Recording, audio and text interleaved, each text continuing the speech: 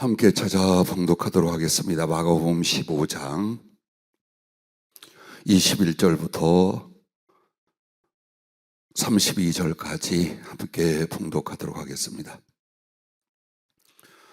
마침 알렉산더와 루포의 아버지인 구레네 사람 시몬이 시골로부터 와서 지나가는데 그들이 그를 억지로 같이 가게 하여 예수의 십자가를 지우고 예수를 끌고 골고다라 하는 곳, 번역하면 해굴의 곳에 이르러 몰약을 탄 포도주를 주었으나 예수께서 받지 아니하시니라. 십자가에 못 박고 그 옷을 나눌새 누가 어느 것을 가질까 하여 제비를 뽑더라.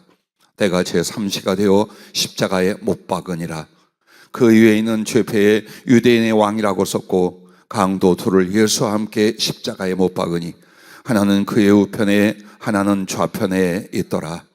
지나가는 자들은 자기 머리를 흔들며 예수를 모욕하여 이르되 아하, 성전을 헐고 사흘에 짓는다는 자여, 네가 너를 구원하여 십자가에서 내려오라 하고, 그와 같이 대제사장들도 서기관들과 함께 희롱하며 서로 말하되 그가 남은 구원하였으되 자기는 구원할 수 없도다.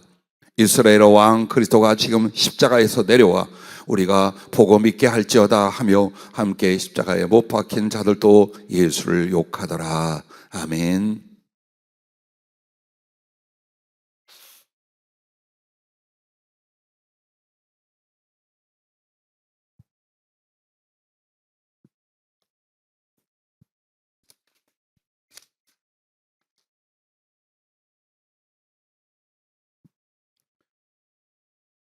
주의 성령으로 오늘 말씀의 내용들과 제목은 주의 길을 가지 못하게 함입니다. 주의 길을 가지 못하게 함. 자, 그리스도의 고난 중에 그가 가셔야 할 길을 방해하고 막아버린 그 일들을 오늘 예수님의 발에서 보고자 합니다. 어제 기도할 때 오늘 나눌 주의 말씀을 구하고 있었습니다. 갈갈이 찢기고 상한 주님의 발, 여전히 손가락에 2개는 들어갈 만한 그 뚫린 주님의 십자가 못자국, 여전히 쿨렁쿨렁 피가 솟아나오고 있었습니다. 주님의 전신과 그의 심령과 영 전체에 지옥보다 더 무섭고 고통스럽고 능력스러운 고난을 퍼부었습니다. 그런데 오늘은 특별히 우리 예수님의 발에 가해진 고난과 그 의미를 성령으로 깨닫게 해주십니다. 오늘 본문의 21절 말씀을 보면 예수님께서 더 이상 십자가를 지고 갈 수 없는 상황이 나타납니다. 그냥 로마 군병들이 인정간에 주님이 형편이 없어 보이니까 아무나 데려다가 대신 십자가를 절하라고 한 것이 아니라 짓밟고 매질과 채찍질해도 예수님은 더 이상 걸을 수가 없는 상태가 됩니다. 그래서 구레네 시몬이라는 사람에게 억지로라도 그 십자가를 지고 가게 합니다. 여기서 주님의 발은 얼마나 상했든지 일어설 수도 걸을 수도 없는 상태가 나타납니다. 25절 말씀에 보면은 내가 제3시가 되어 십자가에 못 박으니라 라고 말합니다. 당연히 예수님의 발을 접어서 도망가지도 피하지도 내려오지도 못하게 그 못을 쐐기로 십자가에 못 박는 장면입니다. 그런데 이 발에 대하여 또 하나의 무욕이 있고 비난인데 32절에 보면 이스라엘 왕 그리스도가 지금 십자가에서 내려와 우리가 보고 믿게 할지어다 하며 함께 십자가에 못 박힌 자들도 예수를 욕하더라고 말합니다. 강력하게 조롱하고 희롱하면서 네가 하나님의 아들이고 네가 메시아라면 그 못쯤은 능히 뽑고 내려올 수 있지 않겠느냐. 그동안의 기적을 행하고 그런 하늘의 권능을 나타낸 자가 어찌 그 가느다란 못에 박혀서 쩔쩔매고 고통받고 죽어갈 수 있느냐. 내려오라는 것입니다. 이렇게 발이라는 표현은 직접 나오지 않지만 예수님의 발에 가해진 그 고난, 그 능력, 그것들이 오늘 본문에 여기저기 자세히 나타납니다. 자, 이 말씀 속에서 첫째는 구레네 시몬으로 주의 십자가를 대신 지고 가게 하는 사건입니다. 21절 말씀 보면 여러분과 나는 예전에도 이런 생각들을 하셨을 거예요. 아무리 주님이 고난과 고문을 당하셨어도 목표가 십자가였어요. 그 십자가를 지고 가서 십자가에 달려 죽으시는 것이 구원을 위한 목표이셨어요. 그런데 어떻게 쓰러져서 지고 가실 수가 없었을까? 그리고 지고 가실 수 없음에 구레네 시몬이라는 사람에게 억지로 그 십자가를 대신 지게 하셨을까? 어떤 상황이었고 어떤 의미가 있는가? 그것은 직접 그 길을 걸어갔던 예수님이 일러주지 않고는 성경에 기록이 없어 짐작도 할 수 없는 내용입니다. 그러나 어느 해인가 주께서 그 장면을 일러주셨습니다. 첫 번째는 예수님이 체포되어서 끌려가는 곳이 그때 당시 대제사장 가야바의 집이었습니다. 아마도 목요일 밤으로 짐작되는 그날입니다. 예수께서 뺨을 맞고 주먹질을 당하고 침뱉음을 당합니다. 그런데 어느 날 환상으로 보여주는데 예수님이 쫙 흩어놓은 숯불, 빨갛게 그 달궈진 숯불들이 쫙 펴진 그 길을 걸어가신 장면이 나와요. 상징 일련이 했어요. 근데 주님이 정말 성경에 기록되어 있지 않았지만 실제로 그 고통과 괴로움을 당하셨답니다. 그게 바로 가야 집에서 모욕과 고통을 당하고 계신 중에 밤이었어요. 그리고 베드로의 사건에서 나오는 것처럼 군데군데에 모닥불을 피워놨습니다.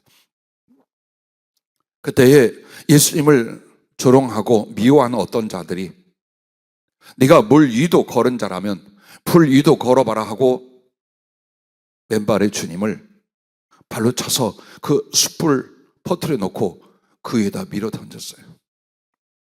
지글지글 타는 장면들이 보여요. 그때 예수께서 그 고통과 괴로움을 당하시면서 그 길을 걸어서 자기를 신문한 자 앞으로 가셨어요.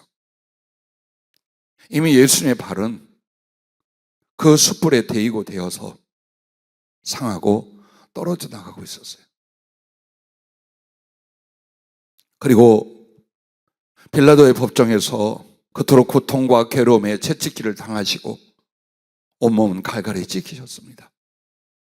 내장이 터져 나오지 않은 것이 다행일 만큼 예수님은 목에서부터 어깨, 등허리, 옆구리, 그리고 엉치분과 넓적다리 할 것 없이 근육이 붙어있는 모든 부분에 갈고리 같은 채찍질로 말미암아 다 찢겨 나갔습니다. 그것만으로도 자기의 몸무게의 2배나 되는 십자가를 지고 가실 수는 없었습니다. 그런데 주님이 일러주고 보여준 것은 그 부분이었습니다.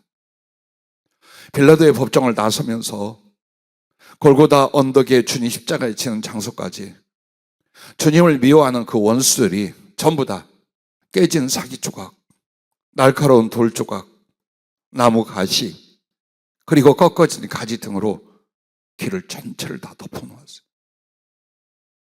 그냥 걸어갈지라도 발바닥은 패이고 찢겨나갈 것입니다. 행여라도 쓰러지면 무릎팍에서 닿는 부분마다 그 몸은 찢어져 갔을 거예요. 그런데 그 이외에 최소한 주님의 몸무게 2배는 나갑니다. 그 십자가가 누르고 누르는 가운데 예수님은 맨발로 이미 불에 데워지고 질리기 전 그 발로 거기를 걸어가신 거예요. 발바닥에 껍질과 근육이 찢어져 나갔을 것입니다. 인대마다 파열이 됐을 것이고 뼈는 빗나가고 어그러졌을 것입니다. 30대 장정이셨습니다. 그러나 그는 밤새도록 아침까지 매질과 고문으로 서 있지도 못하는데 그가 지고 가는 그의 십자가의 무게 밑에 당신이 걸어갈 발바닥에는 이와 같이 흉측한 흉기들로 전체를 덮어놓았다는 것입니다. 인대가 끊어져 나가고 근육들이 떨어져 나가고 뼈가 부서져 가기 시작합니다. 한 인간으로서 그 누구도 그 십자가를 지고 맨몸으로도 그 골고다 언덕길을 올라갈 수가 없었습니다. 그 흉폭한 로마 군병들조차도 더 이상 예수님이 그 십자가를 지고 갈 수 없는 걸 압니다. 그래서 옆에서 구경하던 구레네 시몬을 불러 억지로라도 그 십자가를 지고 가게 하는데,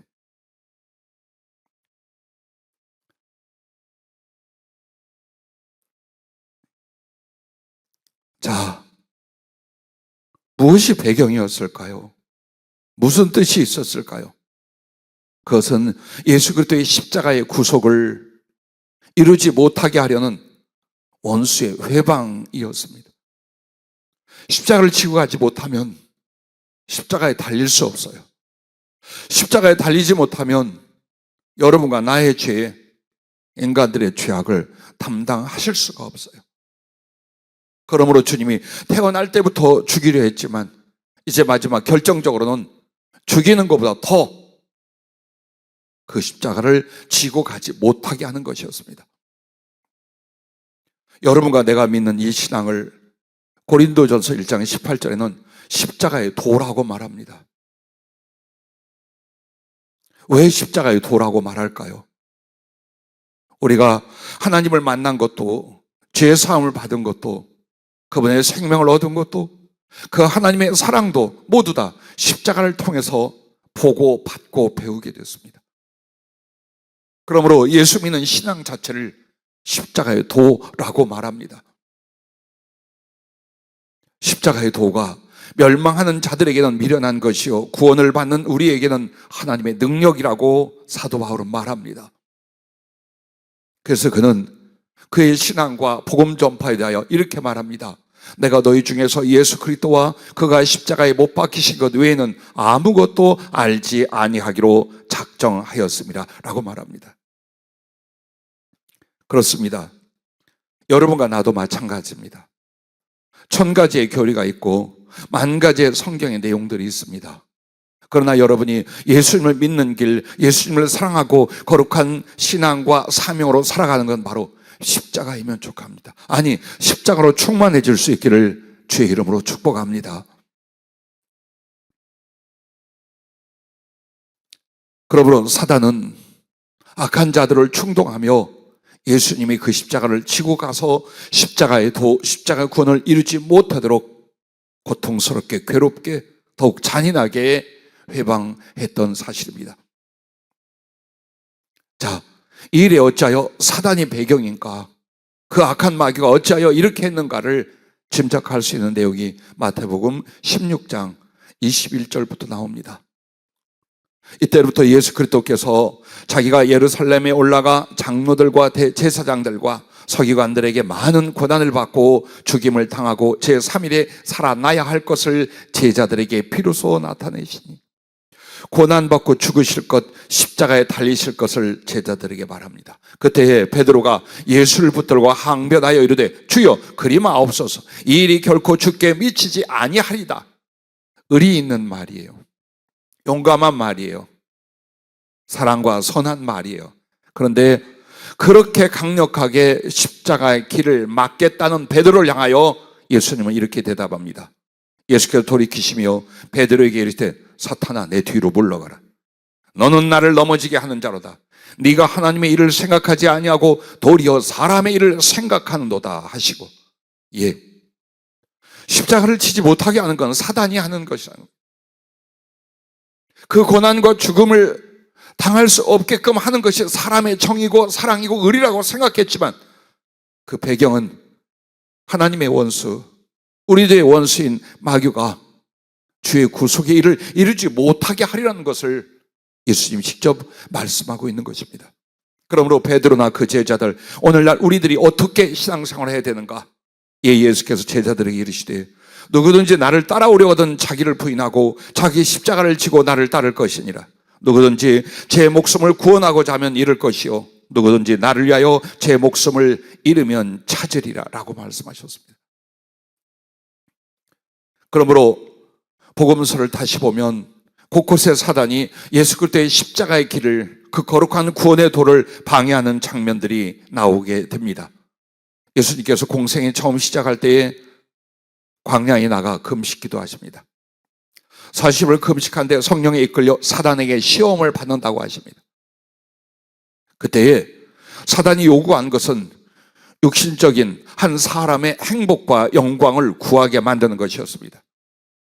만약에 그 말을 따를 리도 없지만 그 유혹과 회방에 그리스도가 따랐더라면 십자가는 지지 않으셨을 것입니다. 십자가 대신 이 세상의 모든 사람들이, 심지어는 로마나 유대인들이나 많은 사람들이 그를 만왕여왕 만주로 모셨을 것입니다. 그러나 십자가는 없었을 것입니다. 사단은 주님에게도 오늘을 사는 우리들에게도 똑같이 하고 있다는 걸 잊지 마시기를 바랍니다. 마지막 겟세마네 기도 때에도 여러분 이 배경이 무엇인가를 생각 안 해보셨을 거예요. 마가복음 14장 33절부터 보면 베드로와 야고보와 요한을 데리고 가실 때 심히 놀라시며 슬퍼하사 말씀하실 때 내 마음이 심히 고민하여 죽게 되었어요. 그렇게 용감하시던 주님이,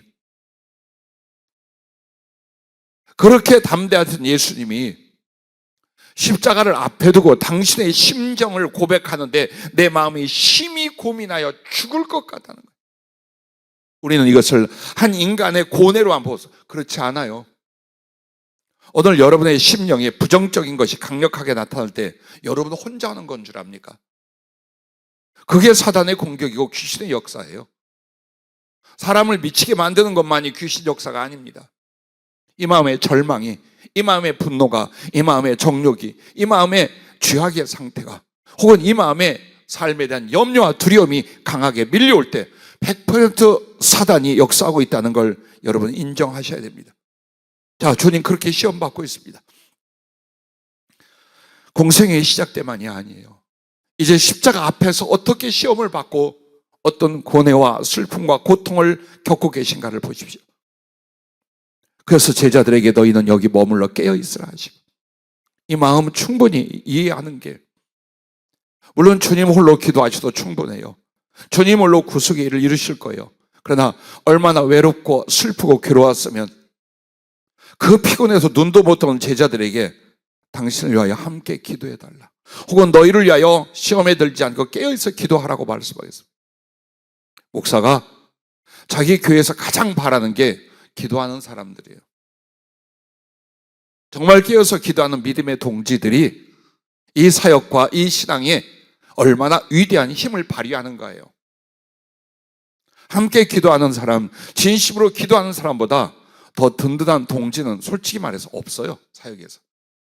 주님의 이 모습을 보며 이 세월 동안 함께 느끼는 바입니다. 그런데 주님께서 기도 속에서 어떻게 하십니까? 아빠, 아버지요, 아버지께서 모든 것이 가능하오니 이 잔을 내게서 옮기시옵소서. 그러나 나의 원대로 마시옵고 아버지의 원대로 하옵소서 하시고 이겨내셨습니다. 그러나 제자들은 어떻습니까? 돌아와서 제자들이 자는 것을 보시고 베드로에게 말씀하시되 시몬아, 자느냐? 네가 한 시간도 깨어있을 수 없더냐? 시험에 들지 않게 깨어있어 기도하라. 마음의 노원이로 돼 육신이 약하도다 하시고, 이 말씀 왜 하셨을까요?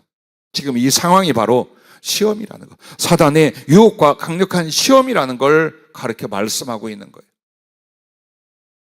그리스도께서 제자들을 인하여 혹은 당신 자신을 하여 십자가를 칠 수 없도록, 이후에 그 그리스도의 십자가를 치고 영혼들을 구원할 하나님의 사람 그리스도의 제자들도 그들의 십자가를 치지 못하도록 어떻게 만드는 거예요? 그렇게 방해하고 공격하고 있는 내용을 여기에서 우리에게 깨닫게 해주신 내용입니다. 두 번째 장면은 25절에 있습니다. 십자가에 못 박으니라 라고 말합니다. 사실 제 인생을 바꾼 주님의 발입니다. 22살에 여러분에게 간증했던 것처럼 저는 세 번째 자살 앞에 와 있었습니다. 친구들에게 하나 쓰고, 그리고 어머니 때문에 두 번째 자살 시도가 실패했는데, 이제는 내가 죽은 뒤에 어머니도 이 슬픔과 고생의 삶을 마감하기를 바랬습니다. 그래서 어머니 앞에 유서를 썼습니다. 그리고 내 짐과 내 모든 걸 정리할 때 언젠가 받은 전도지, 그 전도지에서 천국과 하나님에 대한 말씀을 읽게 되고 작은 무엇인가가 속에서 뜨겁게 올라왔습니다. 어차피 죽을 것이라면 하나님 한 번만 만나보자. 만약 이 하나님이 살아계시고 이 천국이 있다면 내가 그것을 만나고 얻기 위하여 이 죽을 목숨을 바치는 것이 합당하지 않겠는가. 그러나 하나님이 안 만나주시거나 없다면 더 이상 아무런 미련 없이 이 삶을 끊자 하고 교회 나가 목사님을 만나고 상담하고 기도에 들어갔습니다. 지금도 기억합니다. 한 주가 지나고 두 주가 지났습니다. 할 줄 모르는 기도, 그러나 목숨을 건 기도였습니다. 1시간이나 2시간을 새벽에 혼자 흐느끼고 통곡하기를, 하나님 만나 주십시오. 하나님 계시다면 제발 만나 주십시오. 나타나 주십시오. 내가 만약 하나님이 살아계시다는 걸 알고 만나 주신다면 이 죽을 목숨을 바치겠습니다. 그러나 안 만나 주시면 내가 죽을 거 알지요. 어떻게 죽을지 알지요. 때로는 협박으로, 때로는 간청으로 떼굴떼굴 구르면서 두 주간을 그 교회 바닥에 눈물로 적셨습니다. 그리고 14일 지나 15일로 기억합니다. 누군가의 발을 보았습니다.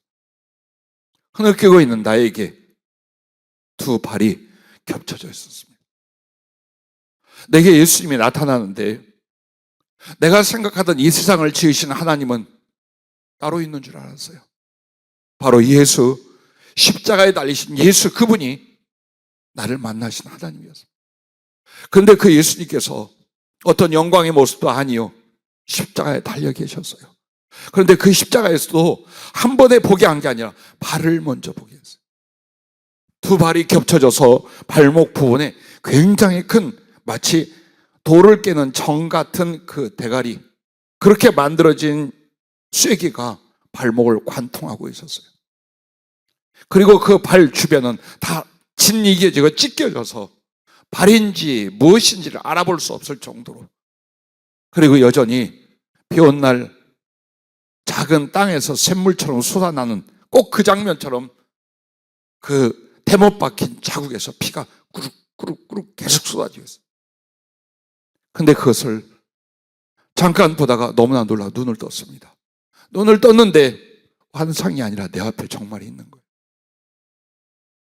만져볼 수 있을 거리에, 높이는 땅에서 저 높이가 아니었어요. 자리에 한 1m나 될까 하는 내 눈과, 무릎 꿇고 있는 내 눈과 딱 마주치는 그 자리에 주님의 발이 못 박혀 있었어요.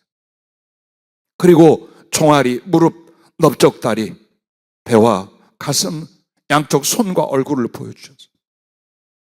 흰 살이라고는 하나도 보이지 않을 정도로 피가 묻은 몸이 아니라 살점 자체가 짓이겨지고 뜯겨져 나가 있었어요. 너덜너덜하고, 그리고 내 앞에 툭툭 떨어지고 피는 쏟아지고 있었어요. 머리에 가시관이 씌어 있었고 그 구불거리고 늘어진 머리카락 사이로 핏방울들이 툭툭툭툭 계속 떨어진다. 얼굴은 얼마나 맞았는지 형상이 없어요. 다만 이 부분에서 피가 나오고 있는데 눈물도 같이 나오는 게 눈이로구나 할 정도였어요. 그분이 내가 너를 사랑하여 이 고난을 당하고 내가 너 하나를 구원하기 위해서 이 십자가의 죽음을 당했느니라. 하늘에서 큰 음성이 들려왔습니다. 놀라 자빠져서 뒤로 넘어진 채로 온몸에 불덩이 같은 것을 쌓여서 3시간 동안을 회개하고 몸부림을 치고 정신을 차려보니 제 심령도, 그리고 불구가 되는 제 몸도 주님이 치료해 놓으셨어요. 그렇게 해서 나에게 주님께서 당신이 만나주시되 그 발부터 시작했다는 것을 모르고 많은 시간을 보냈어요. 신학을 하고 전도사가 됐습니다. 단독 목회를 하다가 시골에서 너무 힘들고 어렵고 코필 수 없고 공부를 더 이상 할 수가 없게 되어서 다시 도시로 돌아와 공부를 하면서 정말 어렵고 힘든 교회에서 부교육자로 돕고자 했습니다. 금식을 한 뒤에 연락이 온 교회로 갔습니다. 그런데 그 교회에서 섬기던 사역이 주일학교, 중고등부 청년들이었습니다. 사람으로 치면 합쳐서 100여 명은 되는데 너무나 교회가 어려운 개척교회, 상가교회예요. 교통비 한 푼도 지원을 받을 수가 없었어요. 마음에는 그런 각오로 갔지만 어머니에게서 지원받는 것 가지고는 신학 공부를 할 수가 없었어요. 아니, 밥을 먹고 생활도 안 됐어요. 그리고 나는 나 혼자가 아니라 오갈 데 없는 청년들 항상 2명에서 서너 명을 내 집에 데려다가 같이 먹고 같이 자고 같이 굶었어요. 그래서 그 부담이 너무 되는 거예요. 그 교회에서 가자마자 청소년들을 맡겨서 기도원에서 큰 그 교단 연합 집회에 갔었습니다. 마음은 심란해요. 내가 이 교회에서 감당할 수 있을까? 지금 내 상황이 경제적으로나 정서적으로나 생활로 너무 어려운데 내가 이 교회에서 이 많은 일들을 감당할 수 있을까? 착잡하여 기도하고 있을 때였어요. 갑자기 주님의 발이 나타났어요. 그때 그 주님의 발이, 십자가에 달려있던 갈갈이 찍힌 주님의 발이, 피를 쏟아내고 있는 주님의 발이 아무 말 없이 내 앞에 탁 쓰였어요. 말없이 울기만 했어요. 1시간 내내 울었어요. 주님이 그러시는 거예요. 내가 너를 구원하기 위하여 십자가에 못 박혔고 너를 찾아가기 위해서 여전히 피를 흘렸다. 이제는 네가 나의 발이 되어다오. 그 말씀하시다. 그 말이 뭔지 알지요. 그 말씀의 뜻이 무엇인 줄 알지요. 복음을 전하고 영혼을 구원하기 위해서라면 어떤 고난도 어떤 희생도 감당해달라는 주님의 당부셨습니다. 아무 소리 없이 담임 목사님에 가서 약속을 했습니다. 감당하겠습니다. 그리고 나서 다시는 힘이 들거나 가난하거나 어려워서 사명 혹은 갈 길을 못 갈 것 같은 마음조차 품지 않았습니다. 왜? 힘들고 지겹고 어려울 때마다 그 십자가의 주님이 나타나요. 그 발이 보여요. 어떻게 아프다고 가난하다고 힘들다고 나 복음의 길 못 가겠습니다라는 말이 한마디라도 나오겠습니다.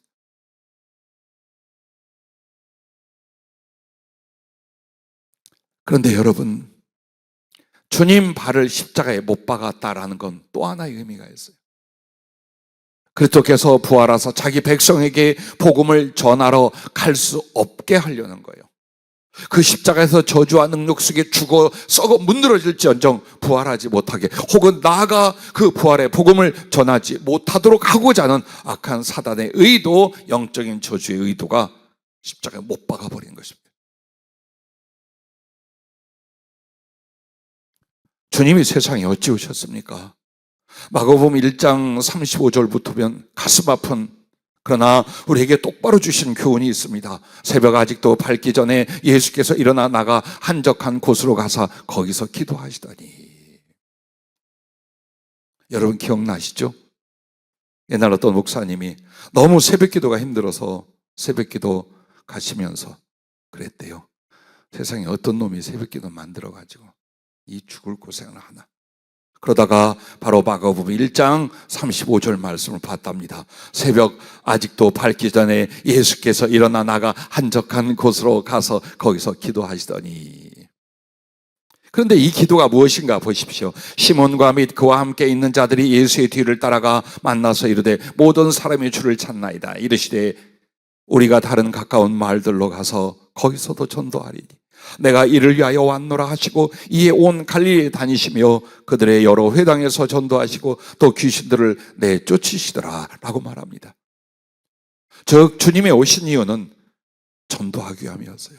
그 새벽 미명에도 기도하신 이유가 전도하기 위함이었어요. 우리가 예수 믿는 사람, 예수의 제자를 한다면 우리 또한 삶이 전도를 위해서, 기도조차도 전도를 위해서 사는 것도 죽는 것도 복음을 전하기 위한 그리스도의 발이 될 수 있기를 바랍니다. 그래서 주님이 모든 구원의 사역을 이루시고 부활하사 승천하실 때 제자들에게 마가복음 16장 15절에 뭐라 하십니까? 너희는 온 천하에 다니며 만민에게 복음을 전파하라 라고 말씀하셨습니다. 그래서 주님이 하늘 보좌에 오르시고 제자들이 나가 두루 전파할세 주께서 함께 역사하사 그 따르는 표적으로 말씀을 확실히 증언하시니라 라고 말합니다. 그렇습니다. 주의 발을 십자가에 못 박았다는 건 주님 당신과 그의 사람이 된 우리들이 꼼짝달싹 못하게 하는, 복음을 전하고 전도를 하지 못하게 하는 바로 그 괴계라는 것입니다. 세 번째 장면은 32절입니다. 30절에도 네가 너를 구원하여 십자가에서 내려오라라고 말합니다. 이스라엘 왕 그리스도가 지금 십자가에서 내려와라고 말합니다. 자, 십자가를 지고 가지 못하게 하더니 십자가에 그 발을 못 박아버리더니 이제는 그 십자가에서 그 발을 못 빼고 내려오라라고 합니다. 이게 무엇을 말할까요? 바로 그리스도께서 그 십자가를 벗어버리고 내려와 구속의 일과 복음 전파의 일을 그르치게 하려는 마지막 유혹과 사단의 획책이라는 것입니다.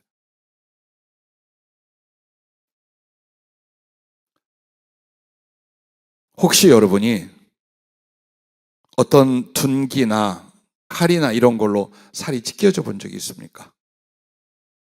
혹은 종기를 짜보신 적이 있습니까?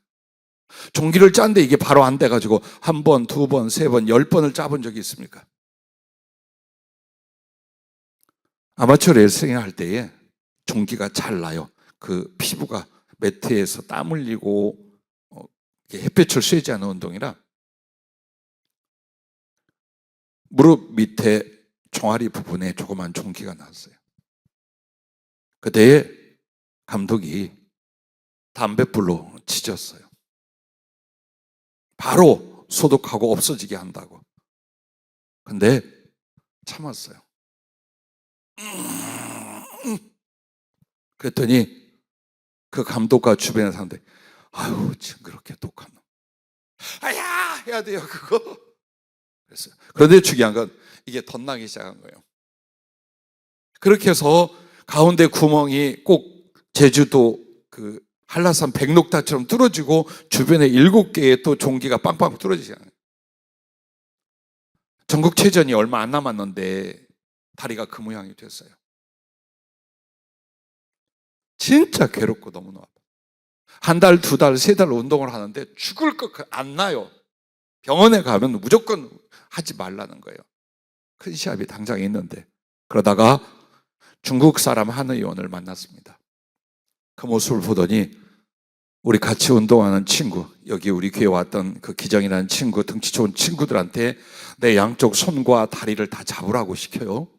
그러더니 침 중에 끌같이 생긴 게 있어요. 납작한 끌처럼 생긴 걸 딱 끄대더니 잡아. 그러더니 그냥 콱콱콱콱 쑤시고 도려내고 쑤시고 도려내고 내 인생에 정말 진심으로 저주와 욕을 그때 다 했어요. 그리고 놓는 순간 다 잡아 죽여보려고 했어요. 얼마나 아프던지.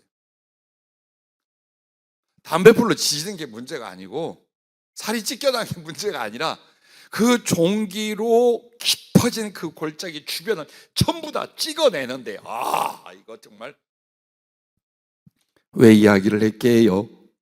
주님은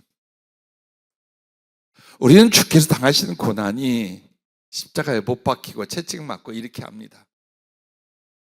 한번 인간이 감당할 수 있는 한계가 어디까지인가를 시험을 해본다면 얼마 못 갑니다. 쇼크가 옵니다. 기절하거나 심하면 미치거나 죽거나 합니다. 그런데 주님께서 십자가에 달려 계셔요. 이미 온몸은 다 갈갈 찢겨나가는데 당신의 몸무게에 짓이겨 매달려 있어요. 십자가에서 제일 큰 고통은 호흡이 안 된다. 왜냐하면 늑골이 밀려 올라가고 그리고 손바닥하고 발만 의지해야 돼요. 의지할 곳이 없어요. 여기가 찢겨나가는 더 고통이 호흡이 막혀가는 거예요. 그리고 그 상한 모든 곳은 이제 열이 나고 염증이 생기고 썩어가기 시작해요. 밑에서는 온갖 벌레들이 피를 빨아먹고 피부 살점으로 달려붙기 시작해요. 공중에 독수리나 새들이 와서 쫓기 시작을 해요. 자, 얼만큼 참을 수 있겠어요? 내려갈 수만 있다면 내려갈 거예요. 그리고 주님은 그렇게 할 능력이 있어요.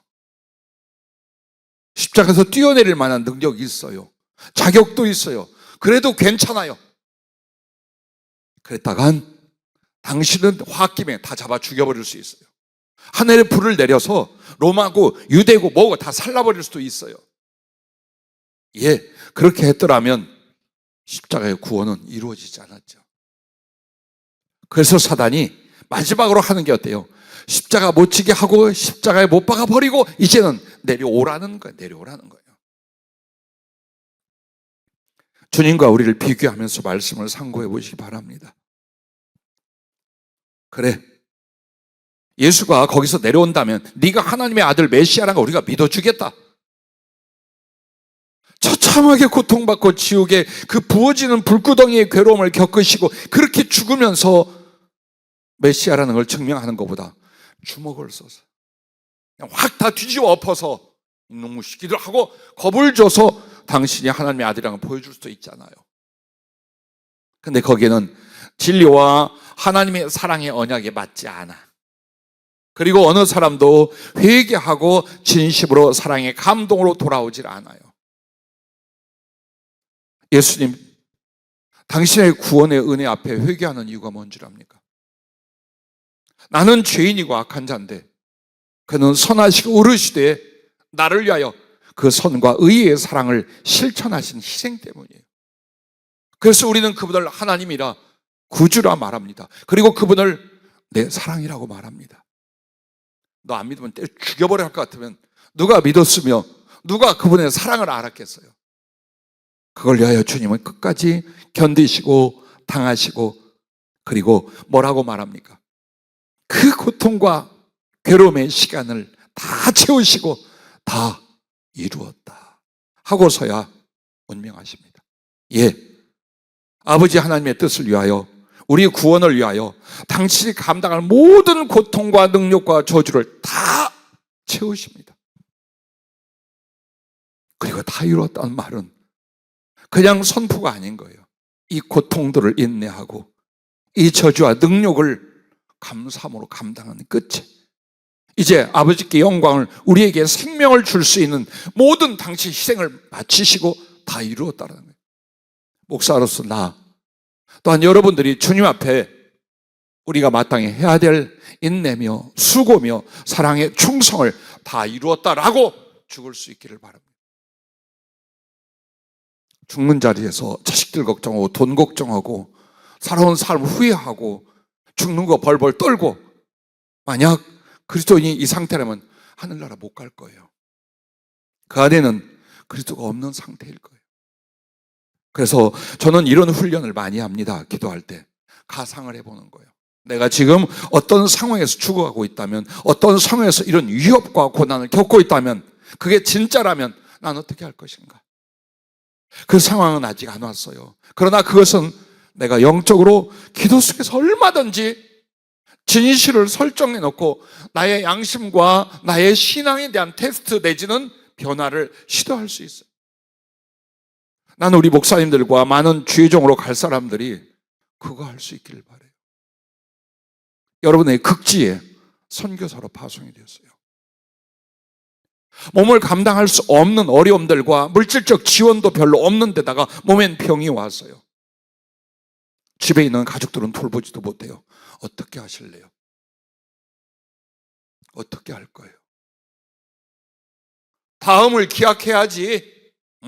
때가 있고 좀 좋아지면 형평 그때 가지 뭐. 예. 여러분과 내가 그것에 사인을 하면 우리는 그릇이 그것뿐이에요. 우리의 믿음도 주님을 향한 사랑도 거기까지밖에 없다라는 거예요.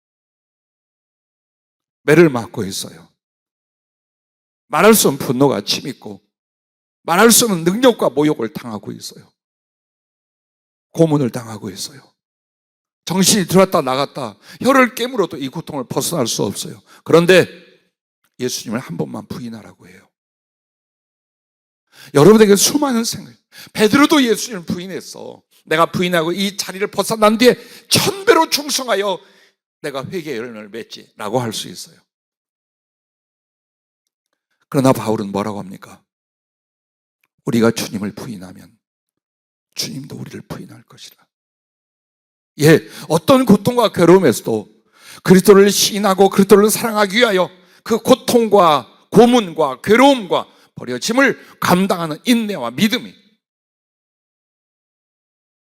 주님 먼저 똑같은 육신을 가진 한 인간이 되셔서 우리에게 그렇게 보여주셨어요.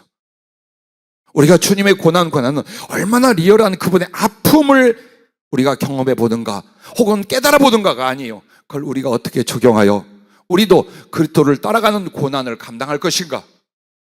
그것이 고난주간의 이유, 아니 신앙생활의 전체라고 말씀을 여러분에게 드립니다.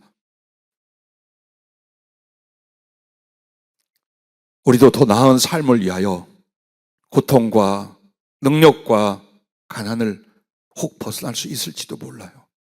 혹은 책임을 내려놓을 수 있을지 몰라요. 그때 여러분과 나는 기억하십시오. 십자가에 달린 주님에 대하여. 그 십자가 달리시는 과정과 거기에서 끝까지 견디시는 그 주님이 나를 위하여 어떻게 하셨는가를 기억하십시오. 주님 고통의 십자가의 고난은 지금 이 시간으로 약 6시간입니다. 체포되어서 고난 받으심은 약 2일간입니다. 그리고 당신이 공생애를 통하여 십자가에 지시까지는 3년입니다. 한 사람으로 태어나서 이 모든 일을 당하시기까지는 33년입니다. 그러나 오늘 여러분과 나를 구원하기 위한 주님의 고난은 하늘에서 영원전부터 십자가에 달리신 2000년 전부터 오늘까지, 그러므로 주님은 그때 하루의 십자가였으나 나를 위해서는 2000년의 십자가, 나의 영혼을 데려가실 때까지 그 살과 피를 십자가에서 달려주고 또 주신다는 사실을 잊지 마십시오. 오늘 하나님 보좌에 편안히 앉아서 천사들의 찬양과 성도들의 찬송에 흠뻑 취하여 계신 하나님이 아닙니다. 아직도 여러분에게는 죄가 있어요. 내게는 죽음이 있어요. 우리에게는 영적 싸움이 있어요. 그것을 돕고 그것을 이룰 수 있는 하나님의 능력과 후원과 사랑은 그 살을 찢어주는 것과 그 피를 쏟아주는 것밖에 없어요. 그러므로 십자가의 고난은 물질적, 사건적으로는 한 번이에요. 그러나 영적으로는 지금 계속되고 있어요. 여러분의 예수님은 십자가에 계셔요. 그 살을 찢어내어 생명을 줘야 하고 그 피를 쏟아내어 죄를 씻고 그때 사랑에 사로잡히게 해야 돼요. 매일 매순간 주님은 십자가에 달려 계시다는 것을 잊지 마시길 바랍니다. 그러므로 말씀을 맺습니다. 이제 우리는 그리스도의 발이 되라, 그 말씀이에요. 구원의로의 부름은 하나님 앞에 사랑이니 충성이니 섬김이 그 모든 일들 앞에 뭐가 예수님의 발이 되는 것. 자, 구레네의 시몬을 보십시오. 억지로 시작했지만 그는 십자가에 달리신 예수님을 같이 지켜보면서 예수님 대신 십자가에 못 박히고자 했습니다. 그는 그의 자녀와 아내와 모두와 함께 복음의 전도자가 되고 로마에까지 그는 교회를 세우는 자가 됩니다. 요한과 12 제자들을 보십시오. 스데반과 7 집사를 보십시오. 그리고 나중에 시작된 바나바와 바울을 보십시오. 그리고 젊은 디모데와 에바브로디도를 보십시오. 지극히 평신도요 보통 집사님이라 말할 수 있는 브루스길라와 아굴라 부부를 보십시오. 어떻게 살고 어떤 일을 하고 어떻게 그 생명을 기꺼이 바치는가를 보십시오. 여러분의 신앙과 길을 낮추지 마십시오. 세상적이고 육시적인 것을 자꾸만 낮추지 마십시오. 더 고상하게 거룩하게 올리십시오. 주님이 어떻게 살았고 어떻게 이 구원을 이뤘으며 그를 사랑했다는 사람들이 어떤 삶을 어떤 전도자로 복음을 위하여 살았는지를 보십시오. 그리고 여러분의 믿음, 여러분의 길로 만들 수 있기를 주의 이름으로 부탁합니다. 너희는 온 천하에 다니며 만민에게 복음을 전파하라 하셨지 않습니까? 오늘 여러분과 나에 대한 명령입니다. 믿고 세례를 받는 사람은 구원을 얻을 것이요 믿지 않는 사람은 정죄를 받으리라. 믿는 자들에게 이런 표적이 따르니 곧 그들이 내 이름으로 귀신을 쫓아내며 새 방언을 말하며 뱀을 집어올리며 무슨 독을 마실지라도 해를 받지 아니하며 병든 사람에게 손을 얹은즉 나으리라 하시더라. 예, 그렇습니다. 여러분과 내가 이 땅에 사는 신앙생활은 일주일 내내 내 삶 4시간 보내다가 주일날 와서 예배를 드는데 그것도 딴 생각에 젖어 있거나 졸다 깨다, 나는 이런 부분에 대해서 우리가 합당치 않다가 아니에요. 그리스도가 없다라는 거예요. 그 사람에게는 그리스도가 없다라는 거예요. 예수에 관한 신앙을 관심 갖는 것이지 내 안에 정말 그 십자가 예수님이 계신가? 이것은 착각인가? 이건 양심의 선포이며 삶인가? 그걸 여러분과 내가 돌아보시지 않으면 안 됩니다. 우리는 끝까지 위선자로 살 겁니다. 끝까지 거짓말 복음, 거짓의 복음이 되고 맙니다. 두려워하는 것은 삶의 고난이 아닙니다. 여러분과 내가 진리 앞에서 가짜가 되는 겁니다. 신앙을 말하면서 허위가 되는 겁니다. 그걸 두려워해야지 사는 삶의 생계니 건강이니 사람에게 관계니 어떤 말을 들으니 이것이 아니어야 될 줄로 압니다. 로마서 10장 14절 15절 이렇게 말씀합니다. 그런즉 그들이 믿지 아니하는 일을 어찌 부르리요 듣지도 못한 일을 어찌 믿으리요 전파하는 자가 없이 어찌 들으리요 보내심을 받지 아니하였으면 어찌 전파하리요 기록된 바 아름답다 좋은 소식을 전하는 자들의 발이요 함과 같으니라. 그렇습니다. 가장 아름다운 발은 예수님의 발이었어요. 그 다음에 아름다운 그 예수님의 발이 되어 복음을 전하는 사람의 발이라고 성경은 말씀하고 있습니다. 자, 그리스도는 여전히 나를 위해 십자가에 못 박혀 계십니다. 그러면 나는 그 사명을 대신 감당함이 바로 믿음입니다. 앞에서 말씀드린 것처럼 계속해서 나를 위해 살을 찢어줘야 돼요. 계속해서 십자가에서 피를 쏟아내어 내가 하늘에 들어갈 때까지 계속 공급하셔야 돼요.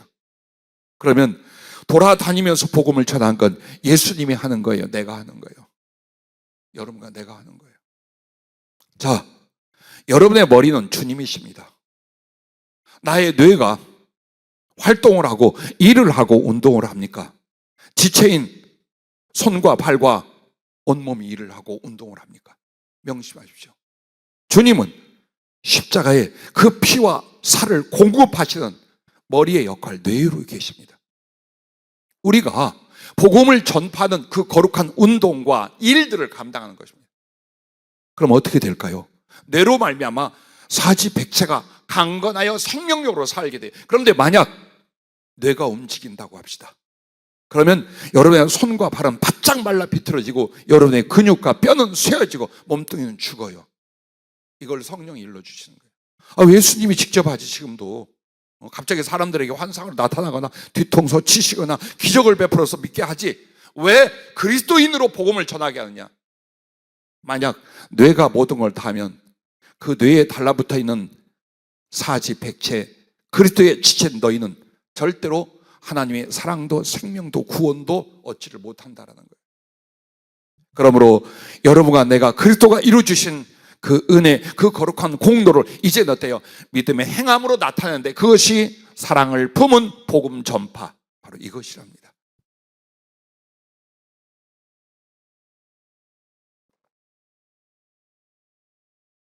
사도 바울은 고린도전서 9장 16절부터 이렇게 말합니다. 내가 복음을 전할지라도 자랑할 것이 없음은 내가 부득불할 일임이라. 만일 복음을 전하지 아니하면 내게 화가 있을 것이로다. 내가 내 자의로 이것을 행하면 상을 얻으려니와 내가 자의로 아니하면 할지라도 나는 사명을 받았노라. 자, 여러분 이 말씀에서 세 가지를 기억해야 돼요. 부득불할 일입니다. 자, 이 복음을 전하는 일은 마땅히 당연히 해야 될 일이에요. 그런데 당연히 해야 될 이 복음 전파를 통하여 하나님의 모든 사랑과 상을 받는 이유가 된다고 말하는 거예요. 대신 만약 안 전한다, 화가 있을 것이다. 성경에 말하는 저주가 우리에게 올 것이다. 왜? 복음을 전하지 않는다는 건 예수님을 예수님이어서 인정하지 않는 거예요. 그리고 그 예수 그리스도를 말미암는 생명이 없다, 성령이 없다는 뜻이에요. 왜? 안전해져, 안 움직여져요. 성령이 없잖아요. 절대 예수 믿게 하려고 뜨거운 가슴이 올라오지도 않아요. 그냥 형식적으로 교회 한번 나가봐도 돼요. 안 돼요, 절대로. 그리고 우리가 그렇게 복음을 전함으로 말미암아 하나님께 영광을 돌리고 영혼에 대한 진짜 사랑이 생겨서 영혼의 성숙을 이뤄요. 이걸 통해 구원을 받고 이걸 통해 하나님 모든 상급과 후원의 역사가 일어나게 되는 거예요. 여기에 달려 있어요. 많은 말씀들을 어느 교인들보다 우리 교회 식구들이 많이 들었어요. 기억한지는 모르겠어요. 어마어마한 분량의 진리와 그 응용에 대한 말씀들이 이 교회에 넘쳤어요. 그런데 우리에게 지금 제일 부족한 것 중에 하나가 뭐냐? 전도자가 그렇게 많지 않다는 거예요. 모두 다 그 말씀에 의하여 은혜와 성령에 잡혀 복음을 전하는 자로 나서느냐, 아니면 그것이 그냥 삶 속에 지나가는 하나의 부분으로 있느냐, 이 부분을 다시 한번 우리가 돌아봐야 될 것입니다. 왜? 이렇게 살다가 이렇게 끝날 것이 아니라고 다 생각하잖아요. 더 나은, 더 위대한, 더 크고 온전한 하나님의 복음 전파의 사역을 온 세상에 이루어가리라고 만약 여러분이 기대하고 믿고 그 명령에 순종한다고 한다면 전도자가 되십시오. 혹시 우리 청년들 신학을 하려면 먼저 전도자가 되십시오. 혹시 우리 전사님, 강사님들 목사가 되려면 되기 전 전도자가 되십시오. 전도 못하는 사람들이 어떻게 복음의 직분을 받습니까? 전도 안 하는 사람들이 어떻게 하나님의 일을 하겠다고 하겠습니까? 생각해 보십시오. 이게 얼마나 문제였는지 우리는 인식조차 안 하고 살아온 거예요. 오늘 그리스도는 그 발에 모든 고난과 십자가 못 박게 한 상처를 받으면서 우리에게 다가오셨고 우리에게 그 복음을 전해주셨어요. 그래서 나를 위하여 십자가에 계신 주님, 나를 위해 살찌고 피를 쏟는 주님, 거기 계십시오. 거기서 더 많은 영혼들에게 살과 피를 주십시오. 대신 걸어다니고 돌아다니며 복음을 전하고 영혼들을 살리는 일은 내가 하겠습니다. 이게 우리의 믿음인 거예요. 이게 그리스도를 사랑한다는 것이에요. 이 일을 빼고 나면 우리의 믿음이라는 게 뭐가 남겠습니까? 아무것도 없다는 거예요. 그래서 바울은 이것을 나는 사명을 받았노라라고. 많은 사람들이 영적 상담을 해올 때 내게 사명이 있나요? 그 말을 합니다. 그 말을 우리나라 사람들, 우리나라 교계는 어떻게 말하냐? 목사 될 팔자인가? 이걸 물어요. 없어요. 목사 될 팔자는 없어요. 다만 그리스도를 사랑하고 복음을 전할 사명은 당신도 나도 누구에게도 다 주셨어요. 다만 변명하고 회피하는 거예요. 그걸 피하기 위하여 사명이 없다, 나는 사명자가 아니다고 말하는 것뿐이에요. 그러나 성경을 바로 보십시오. 여러분을 구원의로에 부르시면 곧 복음 전파의 사명자로 불렀다고 말하지, 그게 몇몇 사람의 사명, 몇몇 사람의 사명이 없는 자라는 말은 단 한 곳에도 없어요. 그래서 여러분과 나는 이제는 이 장면 하나를 기억하십시오. 누가복음 7장에 보면 한 죄인이라는 여자가 나옵니다. 그리고 예수님께 무언가 은혜를 받고 은총을 입은 바리새인 시몬이라는 사람이 자기 집에 예수님과 제자들을 초대합니다. 그러나 그 사람은 예수께 대한 진정한 믿음과 사랑이 없어요. 오시든 말든 어떤 대접도, 어떤 예절도, 어떤 사랑도, 어떤 서원도 없어요. 그냥 집 한 구석에 와 있게 합니다. 신앙생활을 이렇게 한다는 거예요. 대부분의 그리스도인이 신앙생활을 예수를 영접했는데 이렇게 한다는 거예요. 내 왕이거나 내 하나님이거나 나의 주가 되시거나 나의 모든 섬김을 받으실 분으로가 아니라 그냥 예수님의 이름, 예수님의 유명세 혹은 예수님을 모셔다 놓는 것에 대한 복, 이걸로 한다는 거예요. 그런데 멸시받고 천대받던 이 죄인이란 여인이 어떻게 합니까? 값비싼 향유를 가지고 와서 예수님 뒤에 섭니다. 그 멸시받고 외로운 주님 곁에 섭니다. 그리고 예수님의 발을 잡고 팡팡 흐느끼기 시작해요. 얼마나 많이 울었던지 그 눈물이 더러워진 주님의 발을 다 닦는 물이 되고 머리를 풀어서 그를 닦아드립니다. 그리고 그 발에 향유를 붓습니다. 그리고는 주님께서 만류할 때까지 그가 주님 발에 입 맞추기를 쉬지 않고 통곡하고 있습니다. 이에 대해 주님은 저의 사랑함이 많음이라 라고 말합니다. 오늘 여러분은 이걸 우리가 해야 된다는 걸 알 거예요. 이것이 진짜 죽게 대한 사랑이라는 걸 알 거예요. 그럼 어떻게 하느냐예요. 발에 주목하십시오. 그 여인이 주님 발에 가 있다는 것, 그것은 감히 머리에다 붙지 못하여서 발에 한 것도 맞아요. 그러나 성경은 강력하게 우리에게 주는 교훈이 뭡니까? 주님 발에 주목하라는 거예요. 주님 발을 내 눈물로 닦고 머리털로 씻었어요. 주님 발에 내 재산의 전부요, 내 생명 같은 향유를 부었어요. 주님 발에 나의 모든 믿음과 소망과 사랑의 입맞춤을 계속했어요. 이게 뭘까요? 그 발을 영화롭게 했어요. 복음을 전하는 일을 위하여 여러분 마음을 다하고 목숨을 다하고 힘을 다하여 충성하는 걸 이렇게 말해요. 더구나 나의 입맞춤이 영적으로 뭔 줄 압니까? 내 입술로 주님을 찬양하고 내 입술로 주의 복음을 전하는 일이에요. 그걸 위하여 향유를 붓고 그거를 위하여 눈물을 쏟고 그것을 위하여 한 여인의 가장 고귀한 머리털을 풀어서 닦았어요. 즉 내가 소중하다 여기던 모든 것들로 그리스도의 발의 역할을, 즉 복음 전파 역할을 감당하는, 그걸 가르쳐 교훈하는 내용이에요. 이걸 비밀로 일러주셨어요. 누군가 하나님의 사람이 그리스도의 발이 되므로 그리스도의 손과 그리스도의 심장과 그리스도의 얼굴도 주신다라는 것입니다.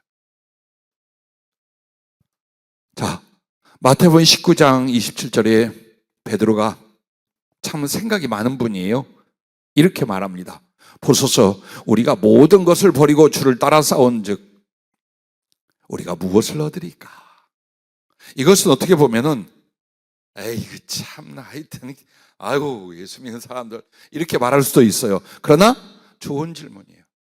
왜? 그냥 하는 것은 없어요. 목적이 있고 이유가 있는 거예요. 즉 우리가 모든 걸 버리고 예수님을 따라가는 이 삶을 통해 우리에게 나타나는 결과는 무엇이옵니까? 이걸 알라는 거예요. 우리들에게. 이걸 모르는 사람들이 전심전적으로 그리스도의 제자가 안 되는 거예요. 그러나 그것을 분명히 알았어요. 그래서 거기에 믿음과 소망을 걸었어요. 그 길 갑니다. 그 삶을 살게 됩니다. 주님이 이렇게 대답하십니다. 예수께서 이르시되 내가 진실로 너희에게 이르노니 세상이 새롭게 되어 인자가 자기 영광의 보좌에 앉을 때에 나를 따르는 너희도 12 보좌에 앉아 이스라엘의 12지파를 심판하리라. 또 내 이름을 위하여 집이나 형제나 자매나 부모나 자식이나 전토를 벌인 자마다 여러 배를 받고 또 영생을 상속하리라. 자, 예수님을 위하여 복음을 위하여 자기의 모든 걸 바친 사람들에게는 잃어버린 것에 대하여 이 땅에서도 100배의 보상을 받고 하늘에서 영생을 얻되 하나님 보좌 우편에 앉는 최고의 영광과 최고의 사랑과 최고의 상급으로 주님의 친밀함이 된다는 거예요. 한마디로 주님과 주님 나라 모든 걸 그들에게 내어주신다는 이야기. 거기에는 제일 중요한 게 뭡니까? 그리스도를 따르는 것, 발로 따라가는 겁니다. 발로 복음을 전파하시는 그리스도를 따라가는 건 그 발로 복음을 전파함으로 복음으로 삶으로 말미암아 그리스도의 발이 되는 것입니다. 그래서 여러분과 내가 전심전력으로 복음을 전하고 전도자로 살아갈 때에 그리스도의 손도 주신다. 그리스도의 손은 하나님의 권세와 능력과 베풀어 주실 달란트에 대한 이야기예요. 네. 누구에게 줄까요? 많은 그리스도인들이 그냥 돈 벌고 그냥 좋은 일 일어나고 그냥 건강하고 그냥 이 땅에서 잘 살 수 있다고 생각해요. 안 돼요. 여러분 그랬다간 구원 없어요. 절대로 예수님을 사랑하고 믿음으로 못 살아요. 그러면 어쩌라는 겁니까? 여러분이 진정으로 믿음과 사랑과 충성을 위하여 복음 전도자가 됐을 때 그 복음을 전하기 위하여 필요한 것들과 그 복음을 전하기 위하여 나타날 하나님의 권능과 그 복음을 전하기 위하여 필요한 물질이나 지혜나 관계나 이런 걸 주시는 거예요. 그게 예수님의 손이에요. 이걸 안 하면서 그리스도의 발이 안 되면서 그리스도의 손은 달라는 거예요. 이러고 사는 거예요, 우리들이. 아니라 이 말이에요. 하지만 가난한 자가, 연약한 자가, 무지한 자였는데 내가 받은 그리스도의 그 생명과 사랑 때문에 어떤 방법으로든지 어떤 노력으로든지 예수님을 증거하고 복음을 전하기 시작했어요. 그럴 때 손이 그에게 온다는 거예요. 반드시 하늘과 땅의 모든 권세인 하나님의 권능과, 그리고 우리에게 이 복음을 전하기가 필요한 땅의 모든 필요한 것들, 신령한 모든 것들 12달란트로 주실 줄로 믿습니다. 또한 복음의 발, 주님의 발이 됐을 때 그리스도의 심장도 주신다는 건 그리스도의 마음과 사랑과 그 영을 충만히 주신다는 뜻이에요. 참으로 많은 사람들이 안타까운 건 예수님을 알기 원해요. 그분과 깊은 사랑과 교통 일어나기를 원하며 나아가서 성령의 충만함, 그 위대한 것으로 사로잡히기를 원해요. 그런데 복음을 전하지 않아요. 일어나지 않아요. 대부분 보세요. 제자들에게 말씀하신 것과 사도행전에 나타난 걸 보십시오. 누구에게 줍니까? 복음을 위하여 모든 걸 바친 사람들에게. 그 복음을 위하여 모든 걸 바치는 사람들은 그만큼 예수님을 사랑한 거예요.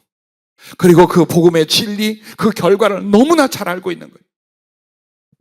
그래서 예수님의 마음을 따라, 그분의 사랑을 따라 움직이고 행동하였더니 점점 내 안에 예수님의 마음과 예수님의 사랑으로 채워주시고 그의 성령으로 주님 앞에 충만함을 얻어서 당신과 나의 관계와 친밀함과 사랑과 교제가 아주 어떤 사람보다 깊어지는 이 은혜를 그리스도의 심장을 주시다라고 표현합니다. 마지막으로 복음 전파에 그리스도의 발이 되는 사람에게 그리스도의 얼굴을 주신다는 건 뭡니까? 그리스도와의 친밀함과 그리고 당신의 나타나심과 보좌의 영광이라고 하셨습니다. 주님 만나 이제 42년, 43년 되어갑니다. 저 개인적으로는. 근데 그동안에 영광도 있었고 아픔도 있었고 행복한 것도 있었고 괴로운 것도 많이 있었어요, 인생이. 근데 세월이 가면서 어느 것과 지난날의 은혜, 지난날의 경험, 지난날에 내가 소유했던 것들 어떤 것보다도 행복한 것이 뭐냐? 주님하고 친해지는 부분이었어요. 나는 성령을 부어주심도, 그렇게 말 많이 들었던 주님의 임재도 전부 다 뭐냐? 얼마나 예수님이 나를 사랑하고 가까이 하는가 알게 하는 경험들이었어요. 그래서 내 자꾸 보잘것없는 주님에 대한 사랑이 뭉클뭉클 올라오게 만드는 거예요. 당신이 나를 가까이 하고 좋아하는 만큼 나도 주님을 향하여 나의 친밀함과 사랑과 그리움과 기뻐함 등등이 꼬물꼬물 올라오게 만드는 거예요. 내가 왜 이야기를 하느냐? 우리에게 이거보다 더 중요한 게 있겠습니까? 예수 믿는 하나님의 사람들에게 예수님과의 친밀함보다 더 값진 것이 땅과 하늘에 있겠습니까? 없어요. 그래서 당신의 얼굴을 내게 나타내시니, 그 말은 당신과 나의 그 깊은 친밀함과 교제를 말하며 동시에 뭡니까? 나의 영혼과 나의 삶에 당신을 나타내 주기 시작하는 거예요. 나만 보는 게 아니라 다른 사람들도 볼 수 있도록. 아, 하나님이 하셨어. 하나님이 역사하셨어. 하나님이 임하셨어. 하나님이 저에게 그렇게 하셨어. 이렇게 살아계신 하나님이 당신 자신의 얼굴을 보여주듯 나타나심과 그런 친밀함과 얼굴을 마주 대하여 보는 관계는 나중에 어디로 갈까요? 하나님 보좌 앞에서 그 하나님의 얼굴을 친히 보는 그 관계, 그 상급과 영광에 도달하게 된다는 거예요. 그런데 이 거룩한 키가 복음을 위하여 주님 발이 되는 데 있다는 거예요. 다른 노력하지 마세요. 허망한 생각 갖지 마세요. 그리고 우리가 쓰지 말아야 될 말이 있어요. 대박. 절대로 바라지 마세요. 그냥 예수님을 더 알아가세요. 그리고 그분을 사랑하려 하세요. 그 사랑의 가장 중심이 바로 복음을 받고 복음을 이루고 복음을 전하는 이 삶이란 걸 여러분이 깨닫기를 바랍니다. 그 일을 위하여 고난을 기꺼이 감당할 수 있기를 주의 이름으로 축복합니다. 기도하겠습니다.